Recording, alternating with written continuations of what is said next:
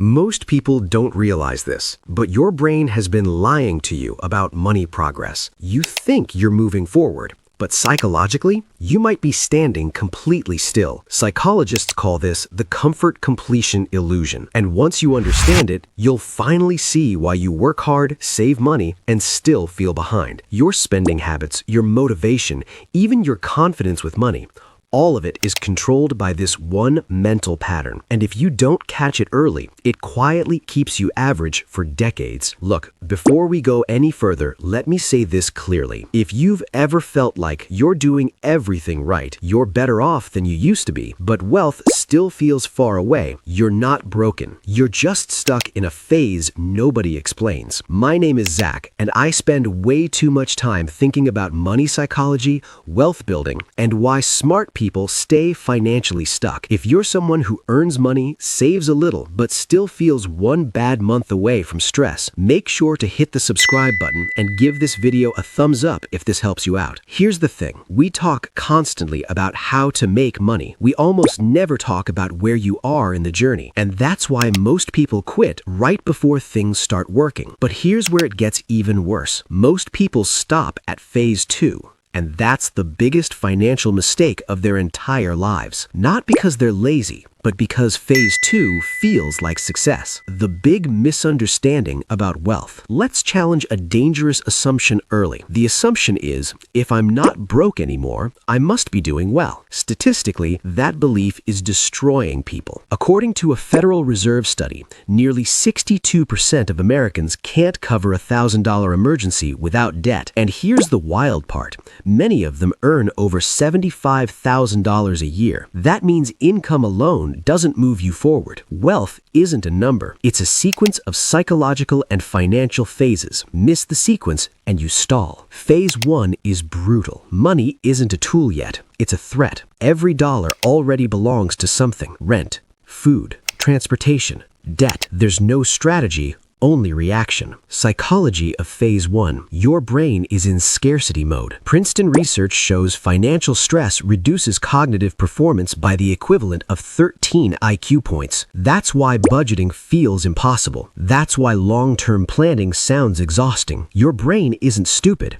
It's overloaded. Let's say you earn $3,000 per month. Rent is $1,400. Utilities plus phone is $300, food is $450, transportation is $350, minimum debt payments are $400. You're already at $2,900. That's not poor discipline. That's zero margin. Goal of phase 1. Here's what most people don't realize. Phase 1 is not about wealth. It's about stability. The goal is predictable bills, slight breathing room, a tiny emergency buffer. Even $500 in savings dramatically changes behavior. Phase 2 ends when panic stops driving decisions. Phase 2, stability, where most people quit. Phase 2 feels like winning. Bills are paid, savings exist, stress is lower, you're no longer afraid, and psychologically, your brain says, relax, we made it. This is the trap. Phase 2 convinces you that comfort equals progress, but comfort is not wealth. Let's say you now save $500 per month. That's $6,000 per year. That's $60,000 in 10 years without returns. Now add inflation, emergencies, lifestyle creep.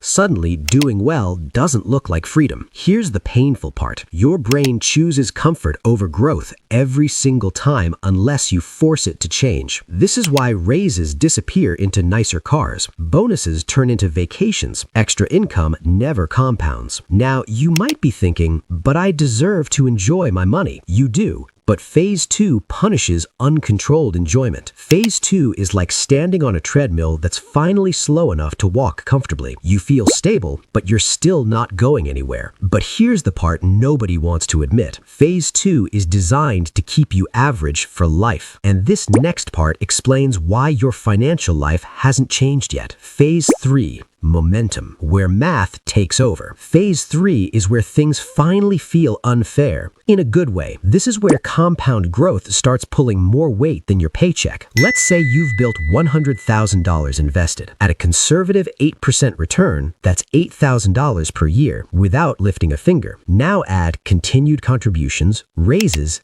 time. Here's what most people don't realize. Your first 100,000 is harder than your next 300,000 combined. Because growth is exponential, your mindset changes. You stop asking, can I afford this? And start asking, is this a good use of capital? You think in systems. You delay gratification easily. You stop chasing shiny objects. Now, you might be thinking, that sounds unrealistic for me. That's phase 2 thinking talking. Phase 3 doesn't require brilliance. It requires staying consistent long enough for math to kick in. Here's the truth you've been avoiding. Comfort is the reason most people never get rich. If that hit you a little, that's good. Phase 4. Freedom, the quiet phase. No urgency, no anxiety, no desperation. Money covers most or all of your life, not because you hustled forever, but because you respected time and compound growth. You stop optimizing money and start optimizing life. The question becomes, is this worth my time? That's real wealth. Why most people never reach phase 3? Let's be honest. Phase 2 is boring. No emergencies, no breakthroughs, just discipline. And humans are terrible at delayed rewards. Behavioral economists show people routinely choose $50 today over $100 in a year. Phase 3 requires the opposite instinct. That's why most people quit right before momentum starts. If you want to break this cycle, start here. 1. Identify your current phase honestly. No ego, no shame. 2. Match your strategy to your phase. Investing won't fix phase 1. Lifestyle upgrades kill phase 2. 3. Freeze lifestyle at phase 2. Let income growth fuel assets, not expenses. 4.